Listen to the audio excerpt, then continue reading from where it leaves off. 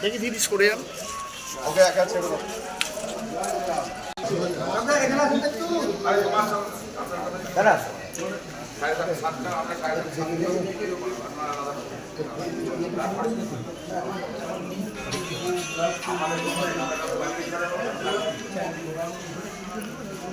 তারক এদিকটা এদিকটা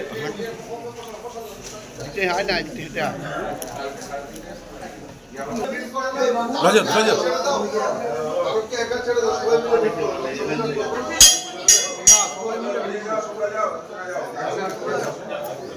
এ বাবুদা গেট খুলবে না?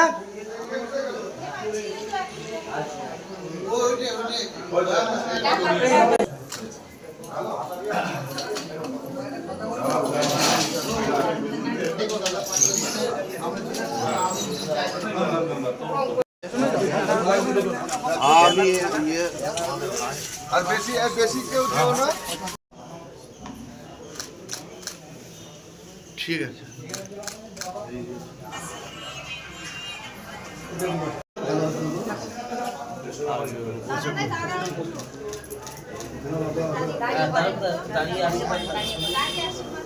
আপনি মাসিমা একটু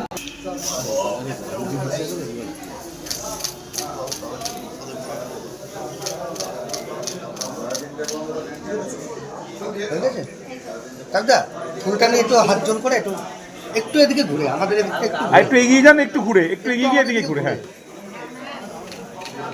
কাকদা একটু এদিকে ঘুরে।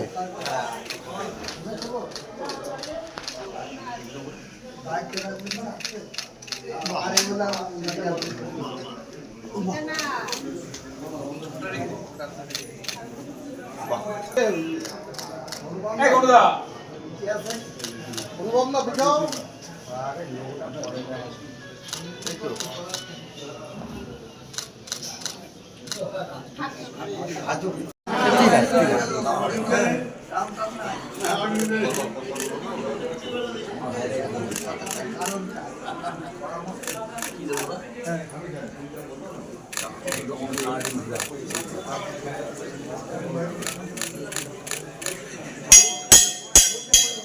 বসবে না, দাঁড়িয়ে দাঁড়িয়ে ভালো হবে।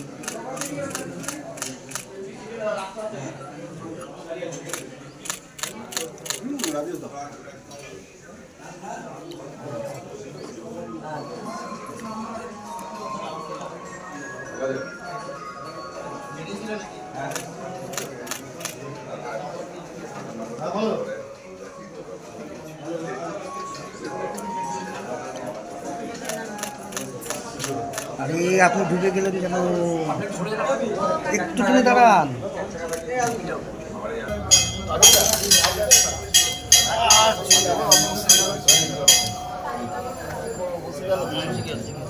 করার নেই।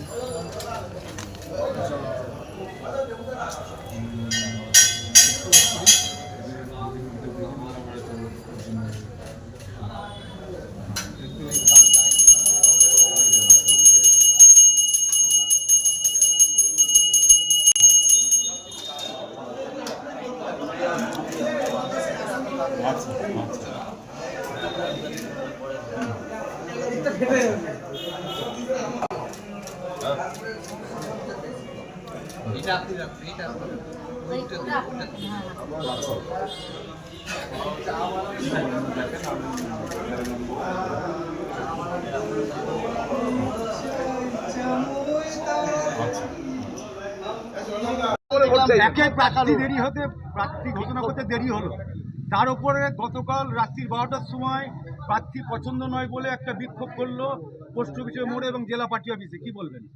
বিষয় হচ্ছে হয়তো কিছু টেকনিক্যাল কারণে দেরি হয়েছে, কিছু উচ্চ নেতৃত্বের চিন্তাভাবনা করে তারপরে তারা গ্রাউন্ড সার্ভে করে তারপরে প্রার্থী ঘোষণা হতে একটু বেশি সময় নিয়েছে হয়তো।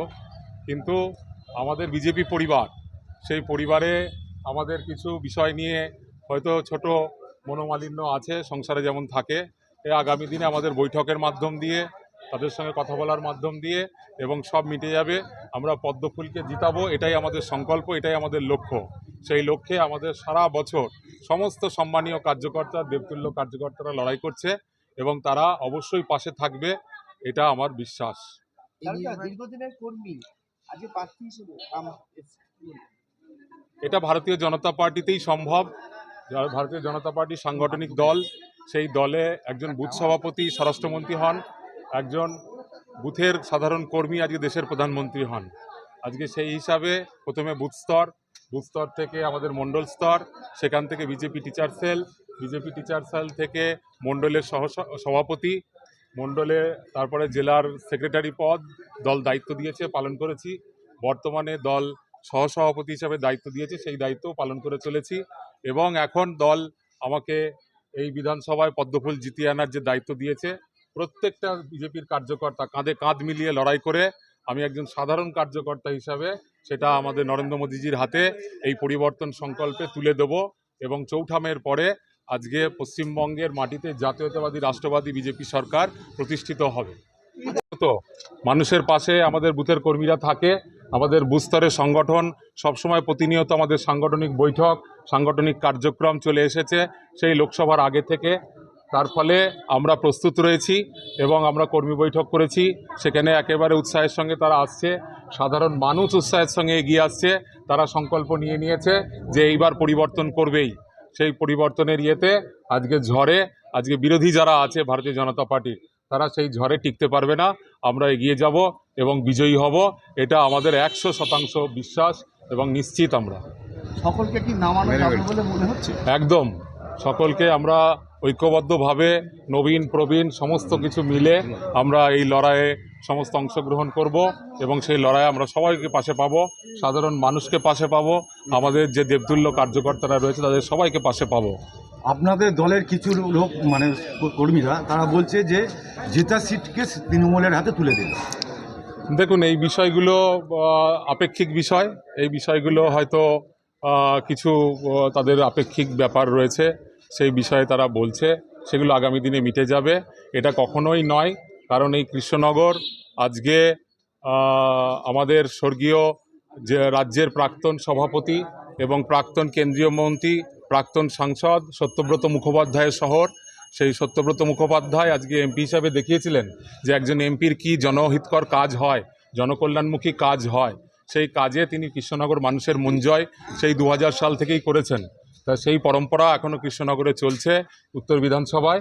সেই পরম্পরা মেনে কৃষ্ণনগরের রাষ্ট্রবাদী জাতীয়তাবাদী জনগণ আজকে বিজেপির পাশে থাকবে।